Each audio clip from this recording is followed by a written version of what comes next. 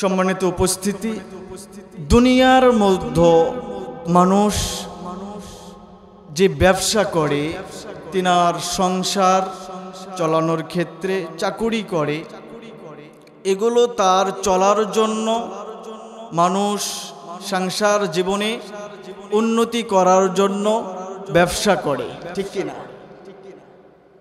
দুনিয়াতে সকল ধরনের ব্যবসা, যেই ব্যবসাগুলো আল্লাহ রাব্বুল আলামিন আমাদের জন্য বৈধ করেছেন সেগুলো, কিন্তু এই ব্যবসার মধ্যে শুধুই যে লাভ হয় এমনটা নয়। দুনিয়াতে এমনও ব্যবসা রয়েছে যেগুলোতে শুধুমাত্র লাভ হবে এমন কোনো ব্যবসা নাই। লস থাকবেই, লাভ আছে তো লোকসান থাকবেই। কিন্তু আল্লাহ রাব্বুল আলামিন আমাদেরকে কোরআনুল কারীমের মধ্যে এমন একটি ব্যবসার কথা বলেছেন, শিক্ষা দিয়েছেন, যেই ব্যবসা করলে আল্লাহ রাব্বুল আলামিন কোরআনুল কারীমের মধ্যে বলেন যে এই ব্যবসার মধ্যে কোনো লোকসান হওয়ার সম্ভাবনা নাই। আল্লাহ রাব্বুল আলামিন কোরআনুল কারীমের মধ্যে বলেন, ইন্নাল্লাযীনা ইয়াতলুনা কিতাবাল্লাহ। সম্মানিত উপস্থিতি, আল্লাহ রাব্বুল আলামিন কোরআনুল কারীমের মধ্যে বলেছেন এমন একটি ব্যবসার কথা, যেই ব্যবসার মধ্যে কোনোদিন লোকসান নাই। সেই ব্যবসাটা হলো কি?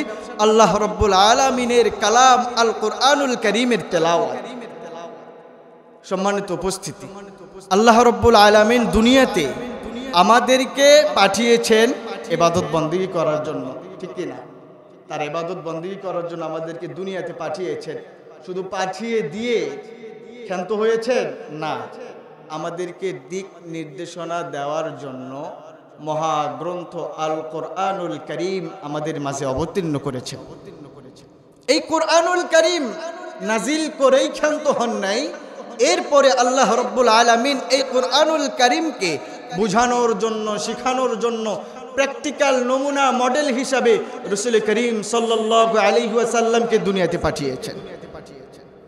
সম্মানিত উপস্থিতি, এই কোরআনুল কারীম তেলাওয়াত করলে যে আল্লাহ রাব্বুল আলামিন লাভের কথা বলেছেন, এই লাভে কোনো লোকসান নাই, এই ব্যবসাতে কোনো লোকসান নাই। এর মধ্যে আল্লাহ রাব্বুল আলামিন কোরআনুল কারীমের মধ্যে বলে দিয়েছেন, মুফাসসিরিনে কেরাম বলেন যে কোরআনুল কারীম তেলাওয়াত করলে বিশেষ তিনটি ফায়দা হয়।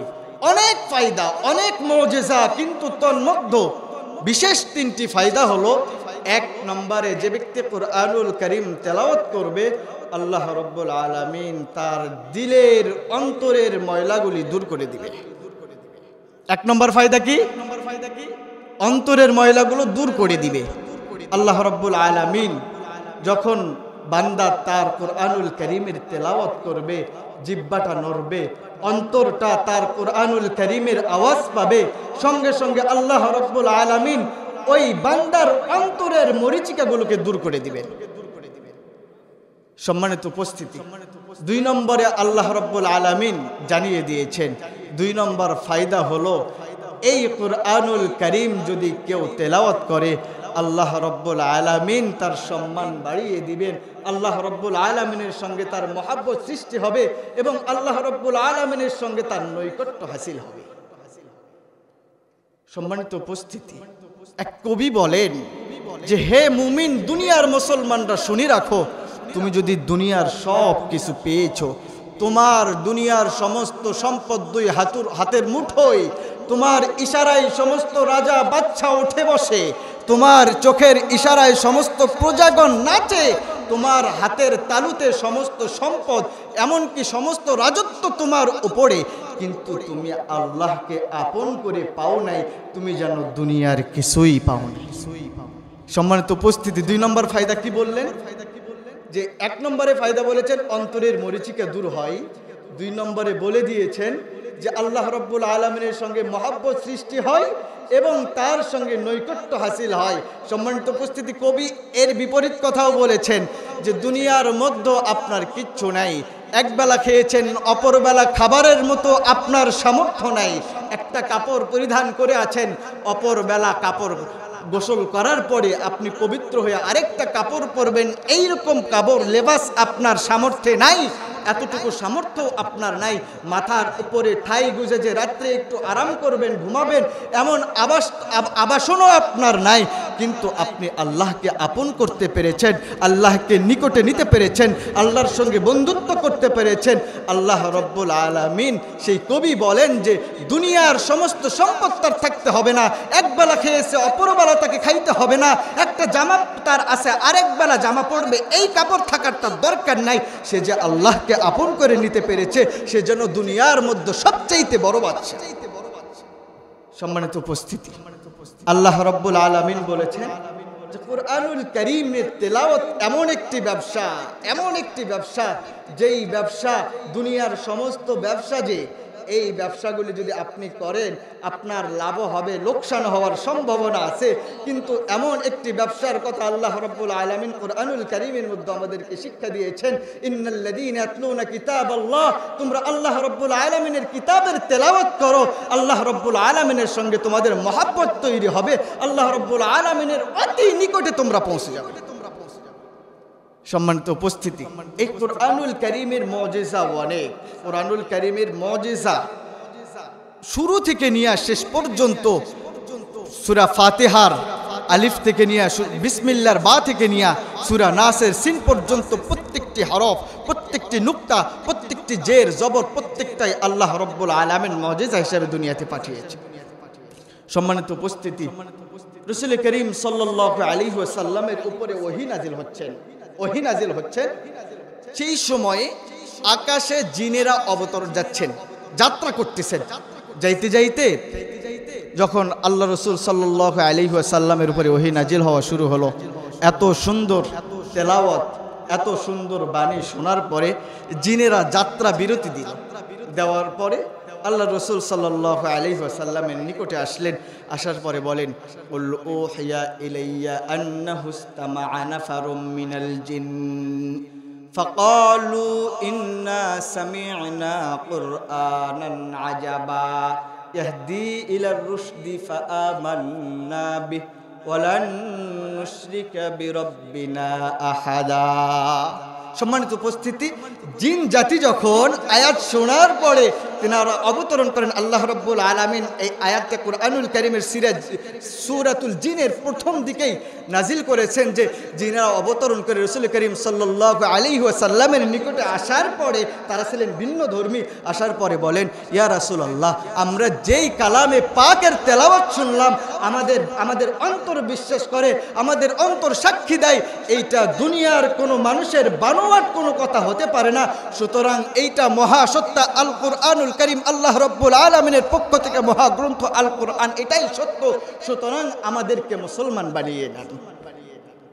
সম্মানিত উপস্থিতি, আবু জাহাল তিনি যখন রাসূল করিম সাল্লাল্লাহু আলাইহি ওয়াসাল্লামকে কোনোভাবেই পরাস্ত করতে পারতেছেন না, মক্কার মানুষদেরকে বোঝাইতে পারতেছেন না যে মোহাম্মদকে বলবাল বোঝাবে যে মোহাম্মদ পাগল হয়ে গেছে, মোহাম্মদ জাদু করতেছে, মোহাম্মদের কথা তোমরা শোনো না, মোহাম্মদ এতদিন আল আমিন ছিল, এখন যে কথাগুলো বলতেছে তার বানোয়াট কথা, সে পাগল হয়ে গেছে, তার মস্তিষ্ক বিকৃত হয়ে গেছে। এই কথা যখন মক্কার মানুষেরা শুনতে নারাজ, তখন মক্কার সমস্ত মানুষগুলো একত্রিত হয়ে তারা আলোচনা শুরু করে দিল, কি করা যায়, কিভাবে মোহাম্মদকে পরাস্ত করা যায়, আমরা কি কৌশল অবলম্বন করলে মোহাম্মদকে পরাস্ত করতে পারবো। সকলে মিলে যখন একটা পরামর্শ শুরু হলো, একজন বলে যে এইটা করেন তাইলে সে পরাস্ত হবে, আরেকজন আরেকটা বুদ্ধি দেয়, আরেকজন আরেকটা বুদ্ধি দেয়, শেষমেশ একটা বুদ্ধি দিল যে মোহাম্মদকে দুনিয়া থেকে উচ্ছেদ করলেই তবেই এর সমাধান পাওয়া যাবে। নাউজুবিল্লাহ বললেন না যে মোহাম্মদকে এই দুনিয়া থেকে উচ্ছেদ করলে, শিরুচ্ছেদ করলে, তার দেহ থেকে মাথাটাকে আলাদা করলেই এর সমাধান পাওয়া যাবে। তাইলে এই সাহসিকতা কে দেখাবে? মুহাম্মাদের উপরে হাত কে উঠাবে? মুহাম্মাদের কল্লা তার দেহ থেকে কে আলাদা করবে? উমরে ফারুক রাদিয়াল্লাহু তাআলা আনহু সেখানে উপস্থিত, মুসলমান হন নাই তখন উমরে ফারুক রাদিয়াল্লাহু তাআলা আনহু। উমরে ফারুক রাদিয়াল্লাহু তাআলা বললেন যে আমি পারবো। তাকে পুরস্কার হিসাবে 100টি লাল উট ঘোষণা দেওয়া হলো যে মুহাম্মাদের মাথা নিয়ে আসতে পারবে তাকে 100টি লাল উট দেওয়া হবে। পুরস্কার ঘোষণা করে দিলেন মুহাম্মাদের মাথা নিয়ে আসতে হবে। উমরে ফারুক রাদিয়াল্লাহু তাআলা আনহু রাস্তা দিয়ে যাইতে শুরু করলেন। প্রতিমধ্যে এক পথিকের সঙ্গে দেখা। আবু উমরে ফারুক রাদিয়াল্লাহু তাআলা আনহুকে জিজ্ঞাসা করেন, এ ফারুক আজম কোথায় যাও? বলে মুহাম্মদের গর্দান কাটতে। কারণ কি? সে পাগল হয়ে গেছে, মস্তিষ্ক বিকৃত হয়ে গেছে। দুনিয়ার মধ্যে মক্কাবাসীদের মধ্যে এমন এমন কথা ছড়িয়ে বেড়াচ্ছে যেগুলো আমাদের বাপদাদার ধর্মের বিরুদ্ধে। এক আল্লাহর ইবাদত করতে বলে, তার উপর নাকি কোরআনুল কারীম নাজিল হয়। সেই মুহাম্মাদের গর্দান থেকে আমি মাথাটাকে আলাদা করতে যাচ্ছি। বলে উমর ফারুক, তুমি তো মুহাম্মাদের মাথা নিতে যাও, খবর নিয়ে দেখো তোমার বোন আর বোন জামাই সেই মুসলমান হয়ে মুহাম্মাদের হাতে কালিমা পড়েছে। উমরে ফারুক রাদিয়াল্লাহু তাআলা আনহুকে বলেন পথিক, এ উমর কোথায় যাও? যেখানে যাও মুহাম্মাদের মাথা নেওয়ার জন্য। ফিকিরে খুদুকুন, ফিকিরে খুদুকুন, ফিকিরে বেগানা মকুন। আগে নিজের চিন্তা করো, অন্যের চিন্তা বাদ দাও। আগে তুমি তোমার ঘরের খবর নাও। দেখো তোমার বোন এবং তোমার বোনের জামাই মুহাম্মাদের হাতে হাত রেখে কালিমা পড়ে মুসলমান হয়ে গেছে। তাদের আগে শায়েস্তা করো, তাদের গর্দান থেকে মাথাটাকে আলাদা করো, তারপরে মুহাম্মাদের বিচার করতে যেও। উমরে ফারুক রাদিয়াল্লাহু তাআলা আনহু আর গেলেন না, ফিরে গেলেন বোনের বাড়ির দিকে। বোন, তুমি নাকি মুসলমান হয়েছো, মুহাম্মাদের হাতে হাত রেখে কালিমা পড়ে মুসলমান হয়ে গেছো। আমি শুনলাম পথিক আমারে জানাইয়া দিল মুহাম্মাদের হাতে হাত রেখে তুমিও নাকি সেই পাগলের হাতে হাত রেখে কালিমা পড়ে মুসলমান হয়ে গেছো। সঙ্গে সঙ্গে ওমরে ফারুক রাদিয়াল্লাহু তাআলা আনহু তার বোনের শরীরের উপরে আঘাত করতে শুরু করে দিল। ওমরে ফারুক রাদিয়াল্লাহু তাআলা আনহুর বোন আঘাতপ্রাপ্ত হয়ে রক্তাক্ত শরীর নিয়ে ভাইকে বলে, ভাই আমাকে তুমি এত নিষ্ঠুরভাবে কেন মারতেছো? মারতে মারতে এক পর্যায়ে ওমরে ফারুক রাদিয়াল্লাহু তাআলা আনহুর অন্তরের মধ্যে দয়া চলে আসলো। অন্তরের মধ্যে দয়া চলে আসলো। হে বোন, তুমি কোন কালামের প্রেমে পড়েছো, আকৃষ্ট হয়েছো? আমি জানতে চাই তুমি কোন কালামের, কোন বাণীর আকৃষ্ট হয়েছো, কোন কালামের তেলাওয়াত শুনে তুমি আকৃষ্ট হয়েছো? আমিও ওমর একটু দেখতে চাই সেই কালামটা। ওমরে ফারুক রাদিয়াল্লাহু তাআলা আনহু যখন বলেন, বোন বলে, ভাই তুমি এখনো মুসলমান হও নাই, বিধর্মী আছো, ইসলাম গ্রহণ করো নাই। সর্বপ্রথম সেই কালাম যদি দেখতে চাও, সেই কালামের বাণীগুলি যদি তুমি পড়তে চাও, তোমাকে গোসল করতে হবে, পূর্ণ পবিত্র হতে হবে। এরপরে তোমাকে সেই বাণীগুলো আমি দেখাতে পারি। তুমি আগে পূর্ণ পবিত্র হও, পবিত্র হওয়ার আগে আমি তোমাকে এই বাণী দেখাতে পারবো। ওমরে ফারুক রাদিয়াল্লাহু তাআলা আনহুর অন্তরের ভিতরে কম্পন সৃষ্টি হয়ে গেছে।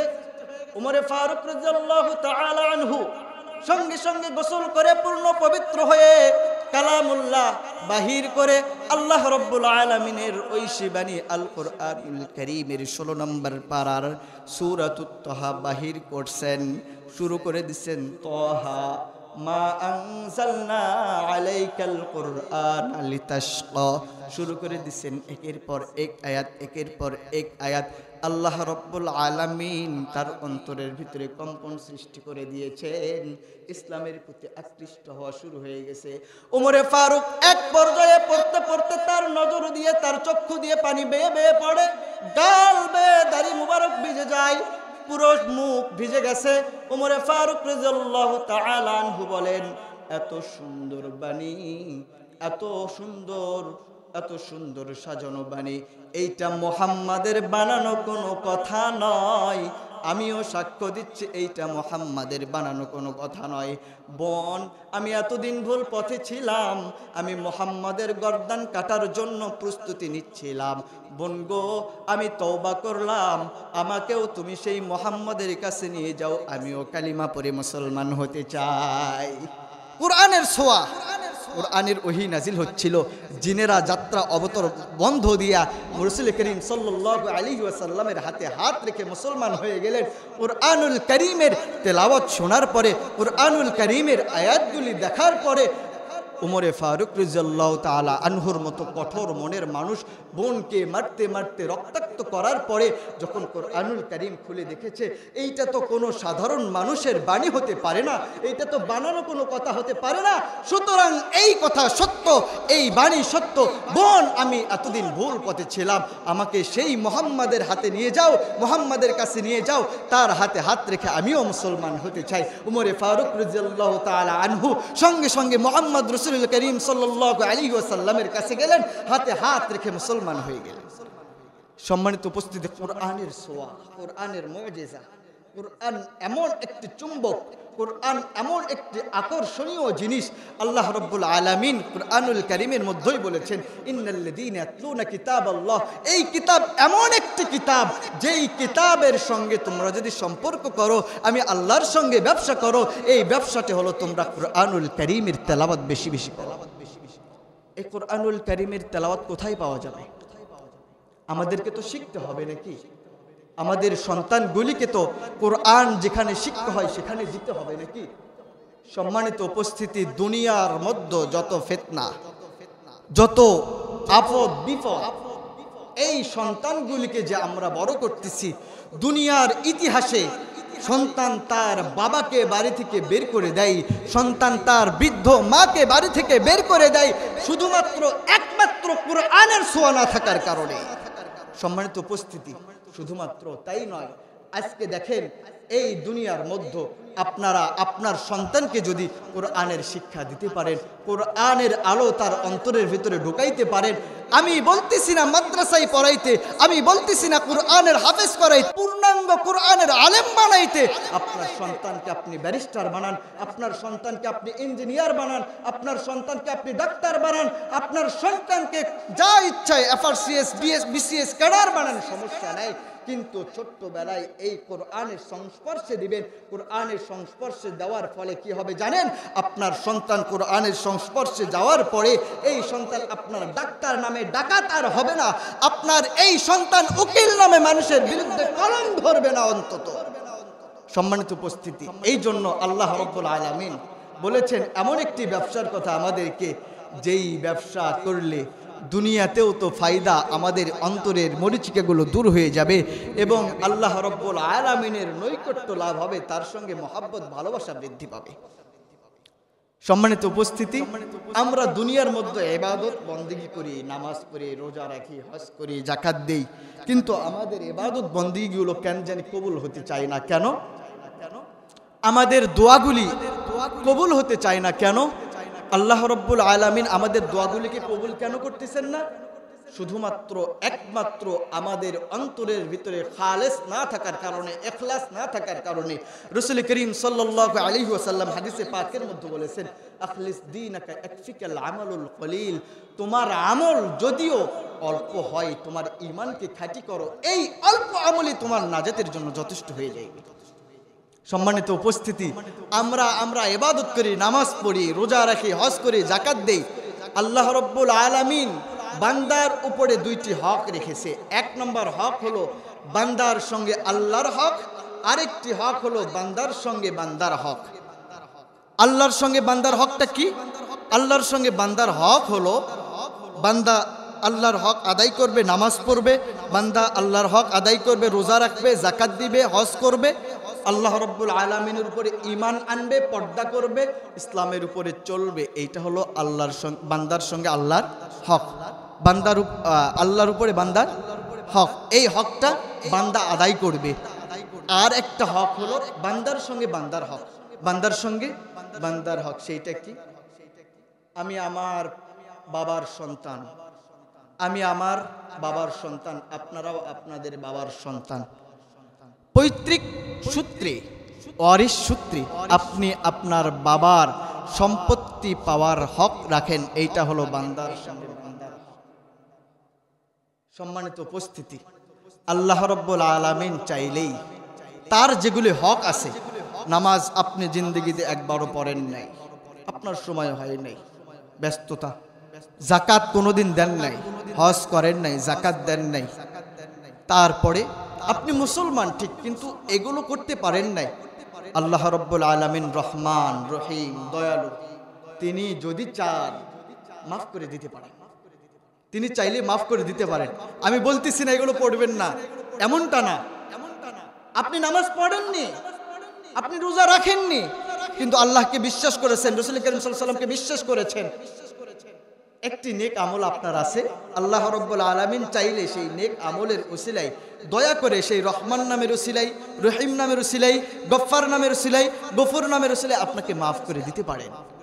কিন্তু বান্দার হক এমন একটি হক, যেই হক বান্দা যতক্ষণ পর্যন্ত ক্ষমা না করবে আপনি আমি ক্ষমা পাবো না, আল্লাহ রাব্বুল আলামিন আপনাকে আমাকে ক্ষমা করবেন না।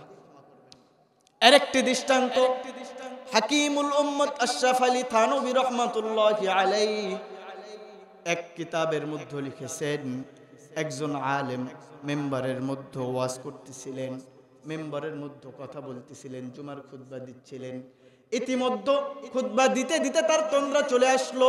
তন্দ্রা, তন্দ্রা বোঝেন তো? তন্দ্রা ঘুম না, তন্দ্রা, এই একটু ঝিমানি চলে আসছে, ঝিমানি চলে আসছে। ঝিমানির মধ্যে তিনি স্বপ্ন দেখতেছেন কিয়ামত কায়েম হয়ে গেছে, কিয়ামত কায়েম হয়ে গেছে, তার হিসাব নিকাশ নেওয়া শুরু হয়ে গেছে, হাসর নাসর শুরু হয়ে গেছে। এমত অবস্থায় আলেম বলেন যে আমি দেখতেছি হিসাব নিকাশ নেওয়া শুরু হয়ে গেছে, এরপরে দেখি যে আল্লাহ রাব্বুল আলামিন আমাকে মাফ করে দিয়েছেন।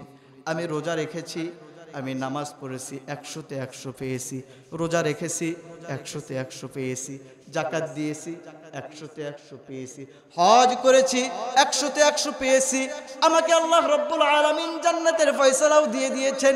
ইতিমধ্যে আমি যখন জান্নাতের দিকে রওনা দেই, পেছন থেকে কোনো এক বান্দা আমার কলার ধরছে, পেছন থেকে আমাকে আটকে দিয়েছে। আমি ফিরিয়ে তাকিয়ে দেখি যে সে আল্লাহ রাব্বুল আলামিনের কাছে নালিশ করেছে, আয় রব, আয় মালিক, দুনিয়ার মধ্যে সে নামাজ পড়েছে, রোজা রেখেছে, হজ করেছে, যাকাত দিয়েছে, সব ঠিক আছে, সব ঠিক আছে, আপনার হক সঠিকভাবে পালন করেছে, তাতে কোনো আপত্তি নাই, আমার কোনো আফসোস নাই। কিন্তু দুনিয়ার মধ্যে আমি ছিলাম একজন গোশত ক্রেতা, গোশত বিক্রেতা, গোশত বিক্রি করতাম। গোশত বিক্রি করতে করতে একদিন এই বান্দা আমার কাছে গোশত ক্রয় করার জন্য আসছে। গোশত ক্রয় করার সময় আমার অনুমতি ব্যতীত আমার গোশতকে সে স্পর্শ করেছে, নাড়াচাড়া করেছে। নাড়াচাড়া করার কারণে তার হাতের মধ্যে কিছু চর্বি ভরে গেছে, চর্বি লেগে গেছে। সম্মানিত উপস্থিতি, সম্মানিত ভাই আমার, দেখেন কত বড় মারাত্মক কথা। আলেম বলেন, কিতাবের মধ্যে আসছে, আশরাফ আলী থানভী রাহমাতুল্লাহি আলাইহি বলেন যে সেই ব্যক্তি বলেন যে তার হাতের মধ্যে গোশতের চর্বি ভরার কারণে তাকে আটকে দিয়েছে। ভাই, সে আমার অনুমতি ব্যতীত গোশতগুলো স্পর্শ করেছে, বান্দা আমার হক নষ্ট করেছে। এই করার কারণে, নাড়াচাড়া করার কারণে, উলট পালট করার কারণে আমার গোশতের পজিশন খারাপ হয়ে গিয়েছে, আমি গোশত বিক্রি করতে পারি নাই। এর বিচার, এর জবাব না দেওয়া পর্যন্ত আমি বান্দা, এই বান্দাকে জান্নাতে যেতে দিব না। এই কথা শোনার পরে পরে সে চিৎকার করে উঠেছে এবং তার তন্দ্রা ভেঙে গেছে। এই সামান্য সময়ের মধ্যে এটা দেখার পরে এই বুঝাইতে চাচ্ছেন যে সম্মানিত উপস্থিতি, একটু বুঝুন, দুনিয়ার মধ্যে এই সামান্য এক বান্দার হক নষ্ট করার কারণে কিয়ামতের ময়দানে যদি আটকিয়ে দিতে হয়, কিয়ামতের ময়দানে যদি জান্নাতের গেটের সামনে বাধা হয়ে দাঁড়ায়, তাইলে দুনিয়ার মধ্যে আমরা এক বান্দা অপর বান্দার কতটুকু হক নষ্ট করতেছি, আমাদের কেমন পরিণতি হতে পারে, আমাদের পরিণতি কেমন হতে পারে।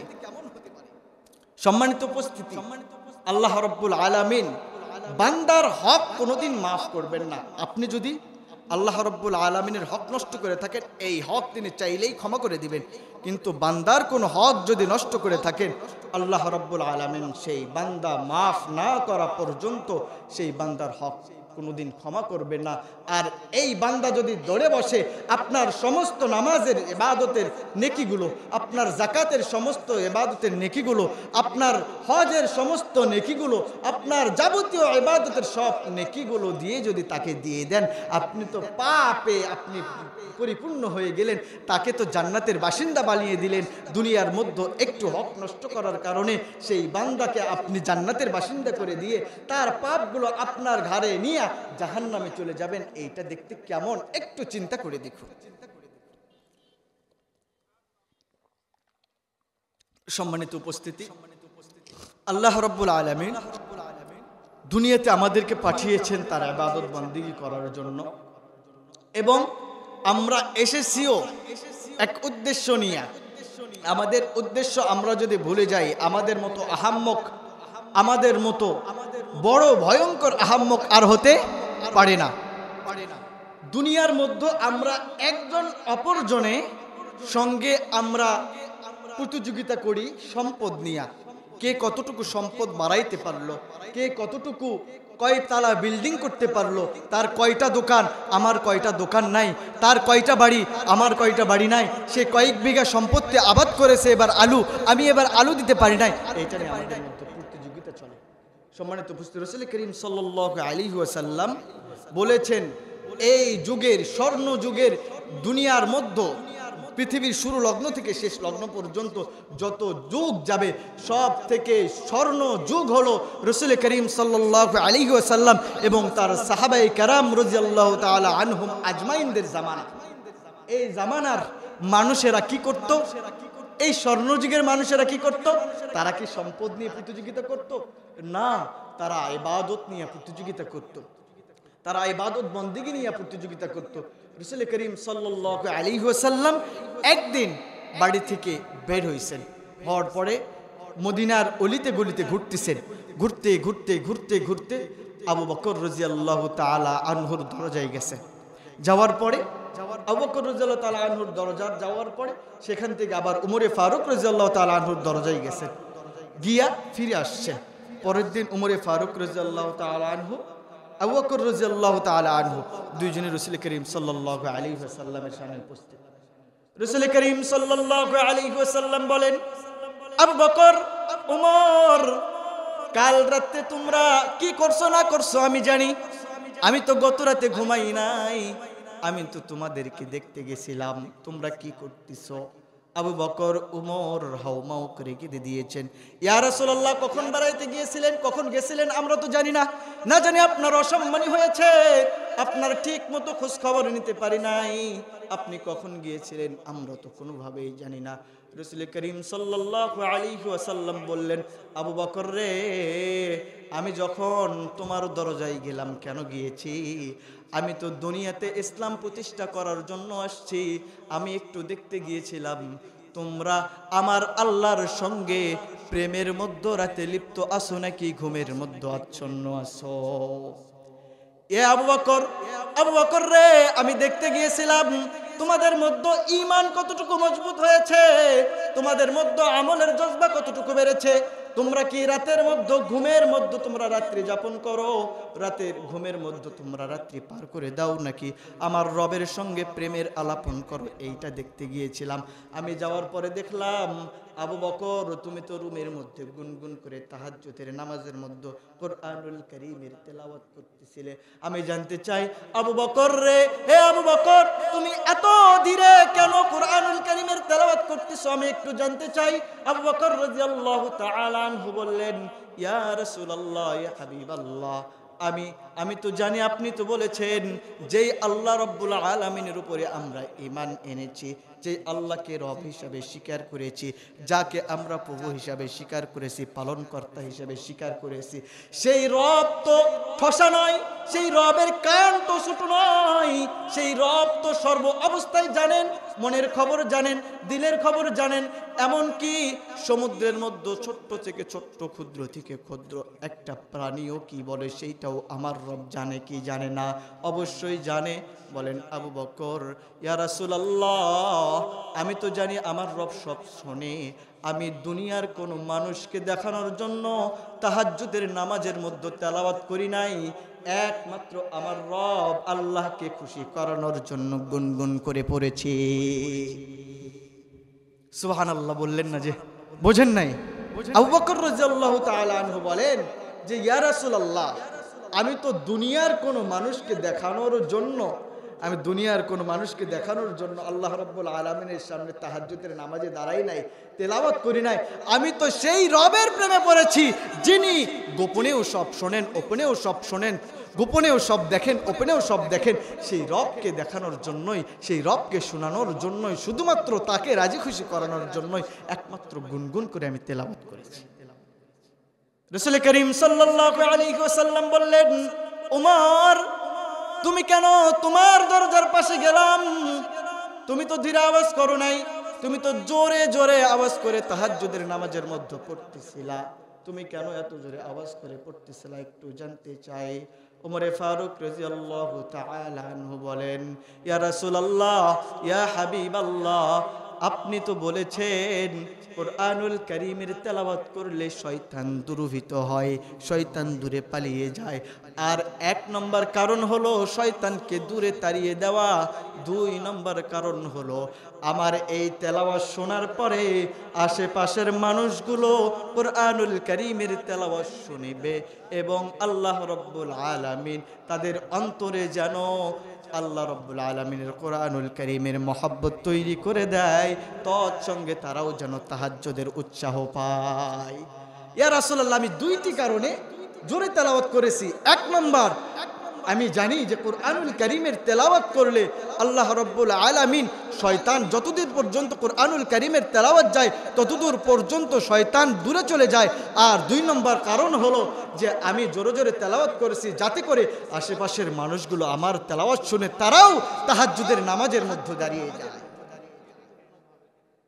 রাসূল করিম সাল্লাল্লাহু আলাইহি ওয়াসাল্লাম বলেন, এ আবু বকর, এ ওমর, 2 জনই তোমরা আল্লাহ রাব্বুল আলামিনকে সন্তুষ্ট করার জন্য, রাজি করার জন্য, খুশি করার জন্য ইবাদত করেছো, তাহাজ্জুদের মধ্যে দাঁড়িয়েছো।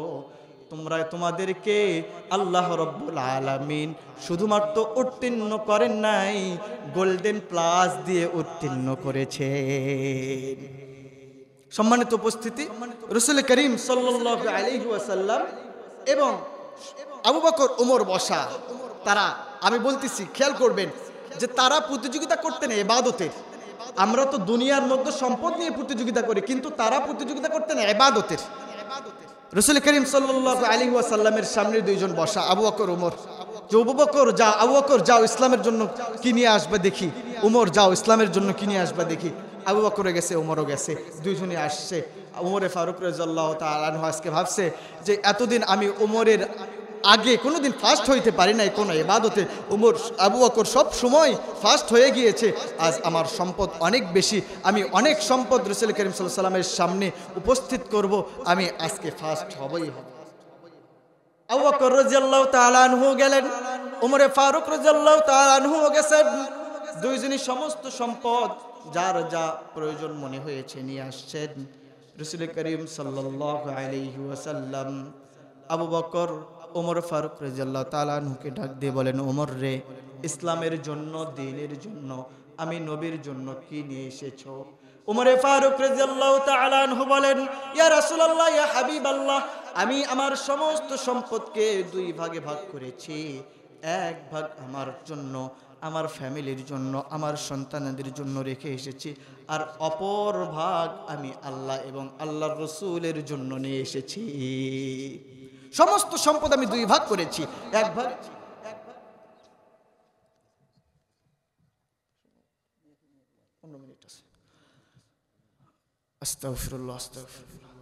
আমি আমার সমস্ত সম্পদ 2 ভাগ করেছি।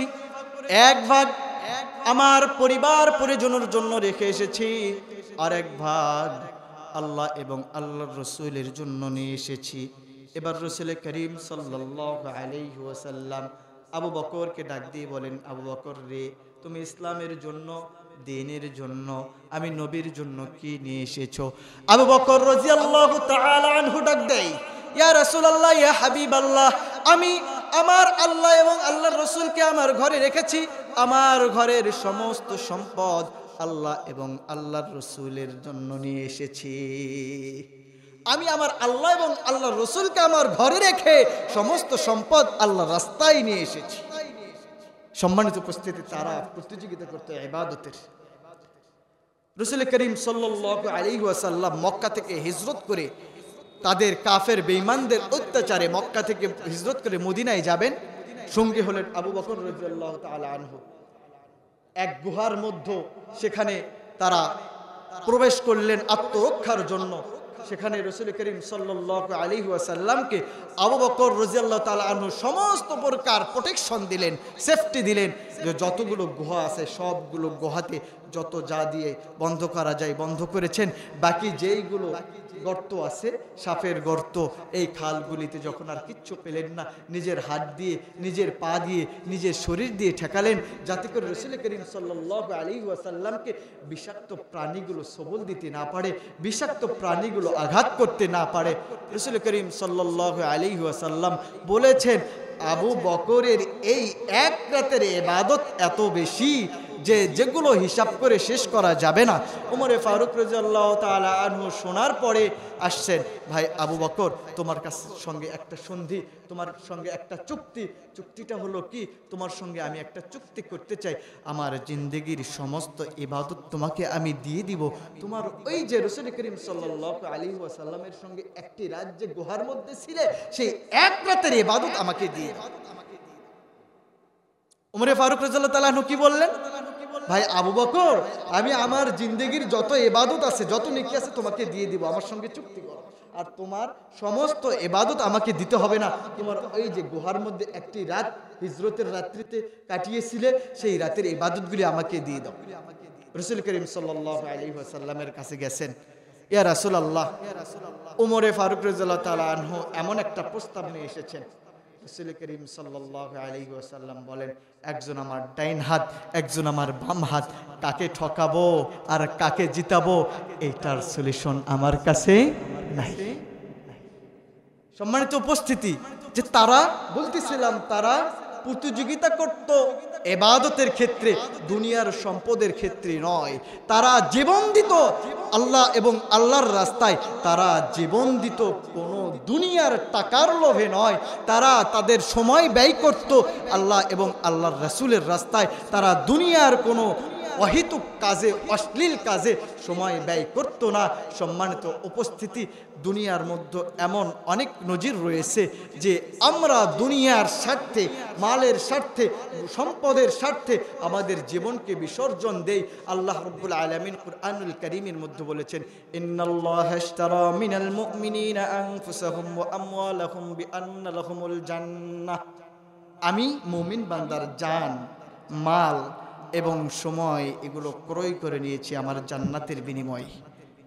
সম্মানিত উপস্থিতি, আপনি যদি আপনার এই সময়, আপনার সম্পদ, আপনার জান মাল যদি আল্লাহর রাস্তায় না দিয়া অন্য পথে দেই, আমাদের কি জান্নাতের আশা করা বোকামি নয়? অবশ্যই বোকামি। হযরত ওমর ফারুক রাদিয়াল্লাহু তাআলা আনহু একবার মনে পড়ে গেল, রাসূল করিম সাল্লাল্লাহু আলাইহি ওয়াসাল্লামের কাছে ইহুদিরা পারস্য থেকে চিঠি পাঠিয়েছে, গালিয়েছেন। রাসূল করিম সাল্লাল্লাহু আলাইহি ওয়াসাল্লাম দুনিয়া থেকে বিদায় নিয়ে চলে গেছেন। ওমর ফারুক রাদিয়াল্লাহু তাআলা আনহু এই বদলা নেওয়ার জন্য ১৭ জন সাহাবীদের এক কাফেলা রাসূল করিম সাল্লাল্লাহু আলাইহি ওয়াসাল্লাম পারস্যে পাঠিয়ে দিলেন। সীমানাতে মুসলমানদের এরিয়াতে যেন বেঈমানরা, কাফেররা, ইহুদিরা ঢুকতে না পারে। এর মধ্যে আব্দুল্লাহ ইবনে হুযাফা রাদিয়াল্লাহু তাআলা আনহুকে সেনাপতি বানিয়ে পাঠিয়ে দিলেন। হযরতে ওমর ফারুক রাদিয়াল্লাহু তাআলা আনহু বলেন যে, যাও মুসলমানদের এরিয়ার মধ্যে বেঈমান ইহুদি কাফেররা যেন ঢুকতে না পারে, তোমরা গার্ড হিসেবে যাও। সেখানে যাওয়ার পরে আব্দুল্লাহ ইবনে হুযাফার নেতৃত্বে তারা গার্ড পরিচালনা করলেন। মুসলমানদের এরিয়ার মধ্যে যেন বেঈমানরা না আসতে পারে, হামলা না করতে পারে। ইতিমধ্যে মুসলমানদের তারা বেঈমানদের পক্ষ থেকে জানতে পারলো যে মুসলমান সেনারা সেখানে গার্ড দিচ্ছে, সেনাপতিরা আসছে, সঙ্গে সঙ্গে তারা জানিয়ে দিল মুসলমানদেরকে আমি পরীক্ষা করতে চাই, তারা তাদের জান দিতে চায়, তারা তাদের মাল দিতে চায়, তারা এমন এক আল্লাহর উপরে বিশ্বাস করেছে, তারা এক এমন রসুলকে বিশ্বাস করেছে, তাদের জানকে তারা ভয় করে না, তাদের স্ত্রী সন্তান বিধবা হোক ভয় করে না, তাদের মায়ের বুক খালি হোক ভয় করে না, তারা ঈমানকে এমন প্রাধান্য দেয়, এমন প্রাধান্য দেয়, তারা ঈমানকে এত বড় করে দেখে, তাদের জানের উপর যদি ছুরিও চালানো হয় তবুও তারা তাদের জান দিতে রাজি, তারা ঈমান বিক্রি করতে রাজি নয়। পারস্যের প্রধানমন্ত্রী পাঠিয়ে দিলেন, যাও যে মুসলমানদের সেনাদেরকে তোমরা মারবা না, কোনোভাবেই কতল করবে না, তাদেরকে ধরে নিয়ে আসো। মুসলমান 17 জন সেনাকে একত্রিত করে তারা বন্দী করলেন, কাফেরদের হাতে 17 জন সেনা বন্দী। রাসূল করিম সাল্লাল্লাহু আলাইহি ওয়াসাল্লামের সাহাবীরা আব্দুল্লাহ ইবনে হুযাফা রাদিয়াল্লাহু তাআলা আনহু সহ 17 জন সাহাবী বন্দী তাদের হাতে। তারা বললেন যে হে, তোমাদের এত পাওয়ার, তোমাদের ঈমানের পাওয়ার এত বেশি, তোমাদের জীবনকে তোমরা বিসর্জন দিয়ে দাও, তোমাদের মায়ের বুক খালি হোক, তোমরা ভয় করো না, তোমাদের সন্তানগুলো এতিম হয়ে যাক, তোমরা ভয় করো না, তোমাদের এই কোরআনুল কারীমের মধ্যে, তোমাদের এই ঈমানের মধ্যে কি আছে আমি দেখতে চাই, তোমাদের এই 17 জনকে যে আমি দেখেছি বন্দী করেছি, তোমাদের মধ্যে লিডারকে, তোমাদের নেতৃত্ব দিচ্ছে কে, তোমাদের মধ্যে প্রধানকে আমাকে দেখিয়ে দাও। সমস্ত সাহাবায়ে কেরাম আব্দুল্লাহ ইবনে হুযাফা রাদিয়াল্লাহু তাআলা আনহুর দিকে তাকায় দেখিয়ে দিলেন যে এই যে 17-18 বছর বয়সের এই যুবক হাফেজে কোরআন আব্দুল্লাহ ইবনে হুযাফা আমাদের নেতা, আমরা তাকে নেতা মানি, তাকে আমির মানি, আমাদেরকে ওমরে ফারুক রাদিয়াল্লাহু তাআলা আনহু পাঠিয়েছেন এই নেতার মাধ্যমে। রাসূল করিম সাল্লাল্লাহু আলাইহি ওয়াসাল্লামের সমস্ত সাহাবীর ঈমান এত দীপ্ত ছিল, এত বেশি ছিল, সমস্ত সাহাবায়ে কেরাম বসা। পারস্য নেতা আব্দুল্লাহ ইবনে হুযাফা রাদিয়াল্লাহু তাআলা আনহুকে জিজ্ঞাসা করেন, হে আব্দুল্লাহ ইবনে হুযাফা, তুমি কি বিবাহ করেছো? না, আমি এখনো বিবাহ করি নাই, 18 বছর বয়স, বিবাহ করো নাই। তোমাকে অফার করলাম, তুমি যদি এই ঈমানকে ছেড়ে দিতে পারো, তোমাকে এই এলাকার সবচাইতে সুন্দরী মেয়েকে বিবাহ দিয়ে দিব। এরপরে আব্দুল্লাহ ইবনে হুযাফা প্রত্যাখ্যান করে দিলেন যে না না, তাকে ঈমানের শক্তিতে, তারা ঈমানের শক্তিতে এতই বলিয়ান, এতই ঈমানের শক্তির পাওয়ার তাদের এইভাবে হবে না, তাদের রুমের ভিতরে একটা কোনো নর্তকী মেয়েকে পাঠিয়ে দিতে হবে অশ্লীল বেহায়াপনা করার জন্য। সে যদি একবার এই মহিলার প্রতি, নারীর প্রতি আসক্ত হতে পারে, তারে আমরা কাফেররা, ইহুদিরা সফল। সঙ্গে সঙ্গে একজন মহিলাকে ঠিক করলেন, পাঠিয়ে দিলেন। যাওয়ার পরে আব্দুল্লাহ ইবনে হুযাফা যে কামরার মধ্যে নামাজরত অবস্থায়, মহিলা ভিতরে ঢুকছে, বাহির হচ্ছে, ভিতরে ঢুকে আব্দুল্লাহ ইবনে হুযাফা 2 রাকাত নামাজ শেষ, আবার উঠে নামাজে দাঁড়িয়েছেন, আবার নামাজে গেছেন। তাহাজ্জুদের ওয়াক্ত শুরু থেকে শেষ হওয়া পর্যন্ত মহিলা অপেক্ষা করতে করতে ঘর থেকে বাইরে হয়ে আসছেন। ইহুদিদের লিডারকে বলেন, ও লিডার, ও রাজা, ও প্রধানমন্ত্রী, এই মুসলমানদের, এই সাহাবীদের, এই আব্দুল্লাহ ইবনে হুযাফা, তাদের ঈমান এত শক্ত, আমি যে একজন মেয়ে সেই ঘরের মধ্যে ছিলাম, আব্দুল্লাহ ইবনে হুযাফা আমার দিকে একবারও তাকান নাই। আব্দুল্লাহ ইবনে হুযাফাকে করলো কি, তাইলে এখন কি করা যাবে? তাকে মৃত্যুদণ্ড দেওয়া হোক, তাকে মৃত্যুর ভয় দেখানো হোক, তাকে ফাঁসিতে চড়ানো হোক, তাকে শুলিতে চড়ানো হোক। এই ভয়ে হয়তো ঈমান ছাড়বে। সম্পদের লোভ দেখালাম, নারীর লোভ দেখালাম, সে তো কোনোভাবে ঈমানের কাছে হারতে চাই না, সে তো কোনো কাছে ঈমানকে হারাতে চাই না, সে তো আমাদের কাছে পরাস্ত হতে চাই না, তাইলে তাকে আমরা মৃত্যুর ভয় দেখাই। আসছে আব্দুল্লাহ ইবনে হুযাফা, তোমাকে শুলির উপরে চড়ানো হবে, তোমাকে ফাঁসি দেওয়া হবে। আব্দুল্লাহ ইবনে হুযাফা হাসতে থাকে, হাসতে থাকে। তখন প্রধানমন্ত্রী বলে যে সে তো হাসে, কেন হাসো তুমি? বলে যে ভাই দেখেন যে আল্লাহ রাব্বুল আলামিন আমার রাসূল করিম সাল্লাল্লাহু আলাইহি ওয়াসাল্লামের মাধ্যমে আমাদেরকে জানিয়ে দিয়েছেন দুনিয়ার মধ্যে আল্লাহর রাস্তায় মৃত্যুবরণ করব, এপারে মৃত্যু অপারে জান্নাত, আল মুমিনুনা তুহফাতুম মিনাল মাউত, মুমিনের মৃত্যু হলো তোহফা স্বরূপ, হাদিয়া স্বরূপ, এই পারে জান চলে যাবে, অপর পারে জান্নাত। আমি তো দেখতে পাচ্ছি আব্দুল্লাহ ইবনে হুযাফা, আমি স্বয়ং দেখতে পাচ্ছি, আমাকে আপনি এখানেই ফাঁসি দিবেন, আমার রূহটা হয়তো বা যাইতে দেরি হবে, আল্লাহ রাব্বুল আলামিন আমাকে জান্নাতে পৌঁছাতে দেরি হবে না। আব্দুল্লাহ ইবনে হুযাফাকে যখন এখানেও পরাস্ত করতে পারলো না, তারা পরামর্শ শুরু করে দিলেন কিভাবে পরাস্ত করা যায়। এইভাবে তো হয় না, আব্দুল্লাহ ইবনে হুযাফাকে কোনোভাবেই পরাস্ত করা যাচ্ছে না।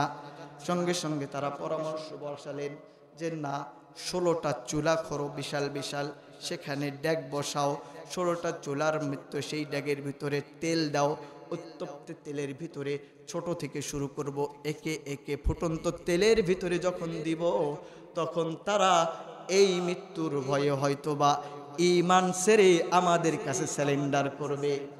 সঙ্গে সঙ্গে পরামর্শক্রমে তারা সেই মোতাবেক 17টি চুলা খনন করলো, ড্যাগ বসালো, তেল দিল, উত্তপ্ত তেলের মধ্যে সব থেকে ছোট যেই সঙ্গী ছিলেন, সঙ্গীকে নিয়ে যাওয়া হলো, হাত পা বাঁধা হচ্ছে। এমন সময় আব্দুল্লাহ ইবনে হুযাফার চক্ষু দিয়ে গড়গড় করে পানি বেরিয়ে পড়ে, দাড়ি মুবারক ভিজে গেছে। আব্দুল্লাহ ইবনে হুযাফা যখন এখন মনে মনে ভাবতেছে যে ইসলামকে টিকিয়ে রাখার জন্য, আমার এক ভাইয়ের জানকে বাঁচানোর জন্য হয়তো আত্মসমর্পণ করব, তাদের জানগুলো আমার জন্য আমি যদি স্যারেন্ডার করি, আত্মসমর্পণ করি, আমি একা স্যারেন্ডার করার দ্বারা বাকি 16 জন ভাই আমার বেঁচে যাবে, আমি স্যারেন্ডার করব মনস্থ করছেন। সঙ্গে সঙ্গে ছোট যে ভাইকে তার হাত পা বাঁধা হচ্ছে, ডাক দিয়ে বলে উঠলেন, ভাই গো, আমিও তো জানি, আমি তো এই ড্যাগের ভিতরে জ্বলন্ত টকবগে তেলের ভিতরে আমি আমার জান্নাত দেখতে পাচ্ছি, সুতরাং কোনোদিন নয়, তারা যদি আমাদেরকে এই জ্বলন্ত চুলার মধ্যে, জ্বলন্ত ড্যাগের মধ্যে বারবার চুবাই আর ওঠাই, একের পর এক এইভাবে শাস্তি দিতে দিতে আমাদেরকে মারে, তবুও আমাদের কোনো কষ্ট নাই, আমার কোনো কষ্ট নাই, আমার জান্নাত অপেক্ষা করতেছে। তবুও ও ভাই আব্দুল্লাহ ইবনে হুযাফা, তুমি এই কাফের বেঈমানদের কাছে সিলিন্ডার করো না। আব্দুল্লাহ ইবনে হুযাফা রাদিয়াল্লাহু তাআলা আনহু সঙ্গে সঙ্গে সিলিন্ডার আর করলেন না, তার চোখ দিয়ে পানি বেয়ে বেয়ে পড়ে। লিডার, ইহুদিদের লিডার ডাক দিয়ে বলেন, হে আব্দুল্লাহ ইবনে হুযাফা, এখনো সময় আছে, আমি তো একজনকে পোড়ানোর জন্য প্রস্তুত করেছি, স্যালেন্ডার করো, বাকিগুলোকে ছেড়ে দিব, ঈমান ছেড়ে দাও, বাকিগুলোকে ছেড়ে দিব। আব্দুল্লাহ ইবনে হুযাফার চোখ দিয়ে পানি পড়ে, বলে যে মনে হয় ভয় করছে। আব্দুল্লাহ ইবনে হুযাফা রাদিয়াল্লাহু তাআলা আনহু ডাক দিয়ে বলে, হে লিডার, হে কাফেরের বেঈমানদের লিডার, শোনো, তুমি মনে করতেছো আমার চোখে ভয়ের অশ্রু? না না, আমার চোখ দিয়ে যে পানি পড়তেছে এইটা কোনো ভয়ের অশ্রু নয়, এইটা তো আনন্দের অশ্রু। আমি আল্লাহ রাব্বুল আলামিনকে দেখতেছি, আল্লাহ রাব্বুল আলামিন আমাকে জানিয়ে দিচ্ছেন যে আব্দুল্লাহ ইবনে হুযাফা, সমস্যা নাই, তোমরা মৃত্যুবরণ করবা, এই পারে মৃত্যুবরণ করবা, ওপারে জান্নাত। কিন্তু আল্লাহ রাব্বুল আলামিন আমার ঈমানের পরীক্ষা নিচ্ছেন, আমাকে ঈমানের পরীক্ষা নিচ্ছেন, কিন্তু আমি কেমনে বুঝাবো আমার রবকে আমি কতটা ভালোবাসি, আমার রবকে আমি কতটা ভালোবাসি? মাত্র আমাকে একটা জীবন আমার আল্লাহ আমাকে দিয়েছে। হে আব্দুল্লাহ ইবনে হুযাফার মুখ থেকে শোনো, কাফেরদের লিডার, শুনে রাখো, আমি তোমার মৃত্যুর ভয়ে কান্না করি নাই, আল্লাহ রাব্বুল আলামিন আমাকে মাত্র একটি জীবন দিয়ে পরীক্ষা করতেছেন, এই জন্য কান্না করতেছি। আল্লাহ রাব্বুল আলামিন আমাকে যদি একটা নয়, দুইটা নয়, 1000 জীবন দিত, একে একে সমস্ত জীবন আমি এমন টকবগে জ্বলন্ত ফুটন্ত তেলের ভিতরে শেষ করে দিতাম, আর আল্লাহকে বোঝাইয়ে দিতাম, রব একটা জীবন দিয়ে আমার ঈমানের পরীক্ষা নিচ্ছেন, আপনাকে কতটা ভালোবাসি, 1000টা জীবন দিলে 1000টা জীবন দিয়ে আপনাকে বুঝিয়ে দিতাম অনেক ভালোবাসি। মুসলমান তারা কখনো বেঈমানদের কাছে, কাফেরদের কাছে পরাজয় বরণ করে না। সম্মানিত উপস্থিতি, মুসলমান কখনো শক্তির জোরে বিজয় লাভ করে না, মুসলমানরা কখনো সংখ্যা কমের কারণে পরাজয় বরণ করে না।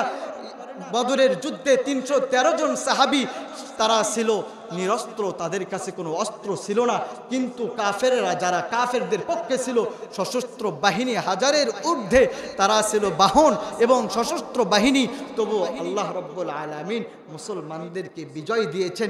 এইটাই প্রমাণ করে মুসলমানরা কখনো শক্তির জোরে বিজয় লাভ করে না, মুসলমানরা একমাত্র বিজয় লাভ করে তাদের ঈমানের দৌলতের কারণে। বলতেছিলাম যে আল্লাহ রাব্বুল আলামিন আমাদেরকে এমন একটি ব্যবসার কথা বলেছেন, আল্লাহর সঙ্গে আমাদের ব্যবসা, যেই ব্যবসার মধ্যে কোনো লস নাই, কোনো দিন লস হওয়ার সম্ভাবনাও নাই, এমন একটি ব্যবসার কথা বলেছেন। ইন্নাল্লাযীনা ইয়াতলুনা কিতাবাল্লাহ, আল্লাহ রাব্বুল আলামিনের সঙ্গে সম্পর্ক স্থাপন হবে। কি হবে? আমার কুরআনুল কারীম বেশি বেশি তেলাওয়াত করলে আল্লাহ রাব্বুল আলামিন অন্তরের মরিচিকাগুলিকে দূর করে দিবে। এরপরে 2 নম্বর ফায়দা বলেছেন যে আল্লাহ রাব্বুল আলামিন তার সঙ্গে মহব্বত বৃদ্ধি করবেন এবং তার সঙ্গে সম্পর্ক স্থাপন হবে এবং নৈকট্য এবং নিকটে আল্লাহ রাব্বুল আলামিনের নিকটে পৌঁছতে পারব। সম্মানিত উপস্থিতি, বাদশাহ হারুনুর রশিদের জামানায় ছোট্ট একটি মেহমান চলে আসছেন। আপনারা এদিক ওদিক না তাকিয়ে আমি আমার কথা সংক্ষেপ করতেছি, ছোট্ট একটি ঘটনা বলে শেষ করব। বাদশাহ হারুনুর রশিদের জামানায় একবার বাদশাহ হারুনুর রশিদ অফার করলেন সমস্ত প্রজাদেরকে যে তোমরা যে আজকে যে যা চাবা তাই দেওয়া হবে, তোমরা আজকে আমাদের কাছে যা চাবা তাই দেওয়া হবে। এইরকম যখন অফার করলেন, সমস্ত প্রজারা যে সম্পদগুলো ছিল রাজ দরবারে দৌড়ে গিয়ে এই সম্পদের উপরে এখানে হাত রেখেছে, ওই প্রজা ওই সম্পদের উপরে হাত, আরেক প্রজা আরেক সম্পদের উপরে হাত, এইভাবে সকলে দখল করে নিয়েছেন। হঠাৎ করে বাদশাহ হারুনুর রশিদ রহমতুল্লাহি আলাইহি তাকিয়ে দেখেন যে তার মাথার পেছনে একজন বান্দা দাঁড়িয়ে আছে। জিজ্ঞাসা করছেন বাদশাহ হারুনুর রশিদ যে ভাই, তুমি এত বড় আহাম্মক কেন?